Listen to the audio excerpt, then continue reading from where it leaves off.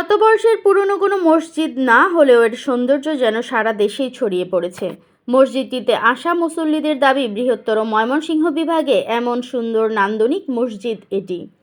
মসজিদের দায়িত্বে থাকা ইমাম জানান, মার্বেল পাথর দিয়ে তৈরি করা হয়েছে মসজিদের কাঠামো, যা দেশের বাইরে থেকে নিয়ে আসা হয়েছে। মসজিদটি নির্মাণ করেন বীর মুক্তিযোদ্ধা মাহবুবুল হক চিশতি।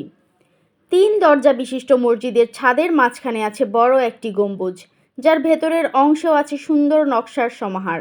আর চারপাশে পিলারের উপর নির্মিত হয়েছে 7টি গম্বুজ সহ 4টি বড় মিনার।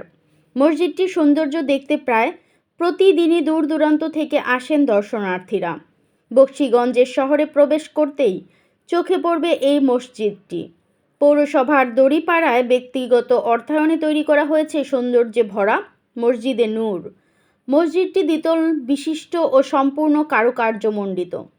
এই মসজিদে 2500 মুসল্লি একসঙ্গে নামাজ আদায় করতে পারবেন। এই মসজিদের মূল ক্যাম্পাসের পবিত্রতা রক্ষার জন্য চারপাশে আছে দেয়াল। আঙিনা জুড়ে রয়েছে সারিবদ্ধ গাছ ও দৃষ্টিনন্দন একটি অজুখানা রয়েছে। মসজিদের ইমাম মোহাম্মদ বেলাল হোসেন বলেন, 5 একর জায়গা জুড়ে এই মসজিদে 2018 সালের 11ই মে প্রথম জুমার নামাজের মধ্য দিয়ে আনুষ্ঠানিকভাবে নামাজ আদায় করা শুরু হয়। দৈনিক আজকের বাংলা.net